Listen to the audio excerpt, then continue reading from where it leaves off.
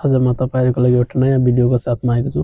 पाइनिस Solu hydro पावरको IPO general पब्लिकहरुको लागि fix date भएको छ, जुन चाहिँ यही 2026 1 13 तारिक ओपनिङ डेट रहेको छ, जसको क्लोजिङ डेट चाहिँ 2026 1 18 तारिक रहेको छ।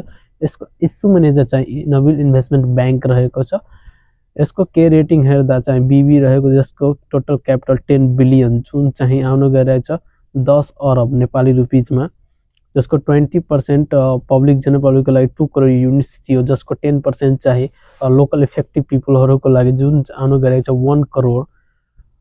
1 करोड युनिट्स, जसमध्ये 10% 1 करोड युनिट्स मध्ये 10 लाख युनिट्स चाहिँ रिजनल इम्प्लोइमेन्टको, जसमध्ये 5 लाख युनिट्स चाहिँ म्युचुअल फन्ड र 3 लाख युनिट्स आफ्नो कम्प्लिट इम्प्लोइमेन्टको लागि दिएको छ, जसमध्ये पछि आएर बाँचेको चाहिँ 82 लाख युनिट्स जनरल पब्लिकलाई इस्यु गरिरहेको छ।